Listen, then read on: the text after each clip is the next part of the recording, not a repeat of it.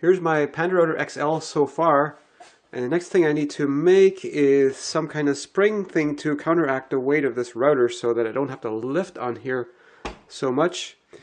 And I need to make a plunge lever to make this part more easy to activate. I'll start with the plunge lever here, and that links on here like that. And I've printed out some of the drawings for that, as well as the depth stops for the plunge. I've just transferred this shape manually onto this piece of wood, so I just need to cut it out.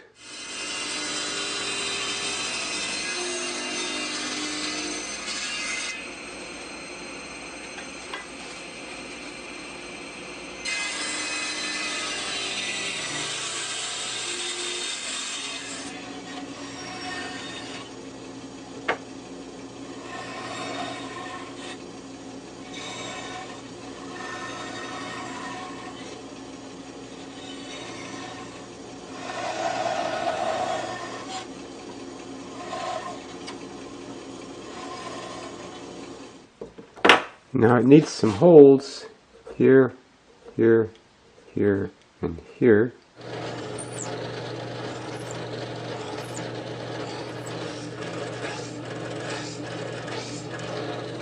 And next is the operating lever, and that's got this part cut out in the end.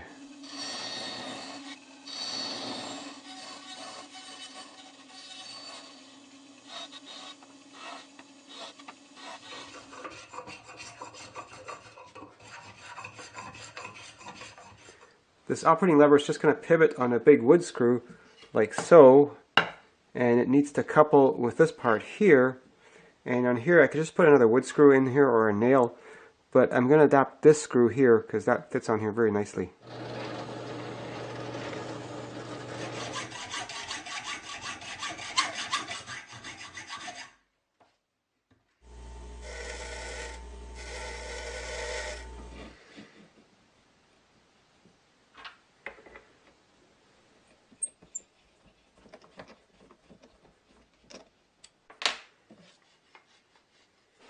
The plunge lever is going to screw onto here and here so I can do the plunge with it, but I'm going to leave that off for now because I'm going to work on the depth stop, and that's going to be right here.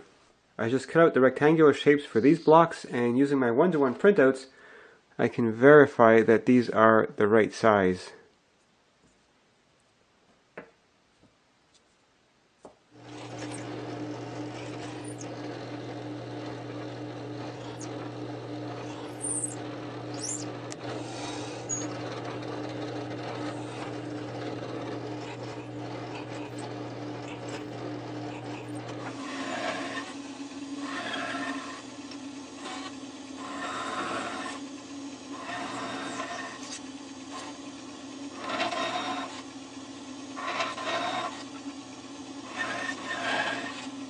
The way the depth stops work is this shaft gets firmly clamped into this block here, and that screws onto here, and on here we have two of these blocks, and it slides freely through this block.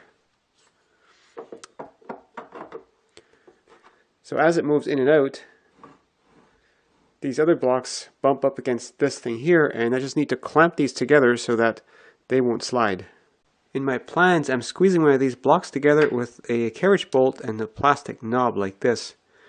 But I've got some of these knobs that I've been meaning to use forever, but they're a little bit short. But if I put a T-nut on there, I figured that's long enough to squeeze that block. Only problem is, this is a metric thread and it's an imperial T-nut, and I don't have any metric T-nuts. So I've taken another T-nut and ran a metric tap into it, and now it fits that metric knob just fine.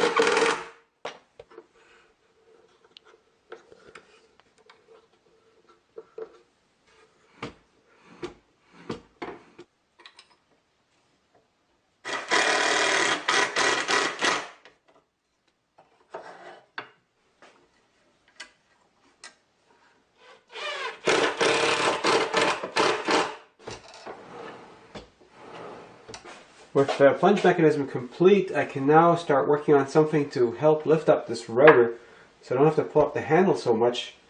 And I'm going to use some springs like this and some sort of cam-shaped things with a string around them to basically push this thing up this way all the time, and this way, if I push these like that, that lifts up the router.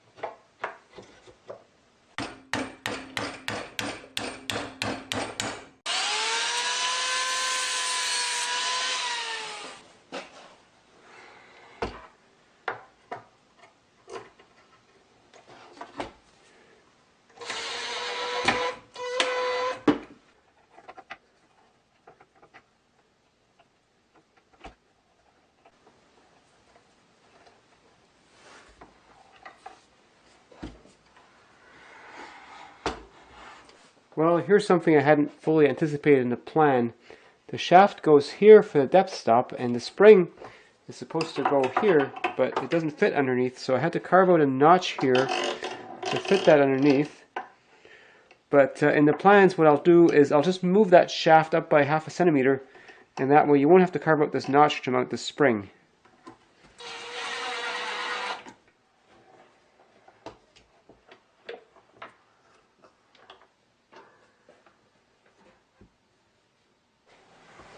Well, the springs are not quite enough to compensate for the weight of the router, but it is much easier on the hand to lift it.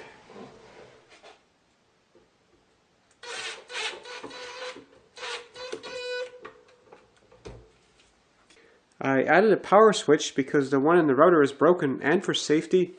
And with the handle now, this thing is ready to use, and I've got a tenon template on there, so let's give it a shot.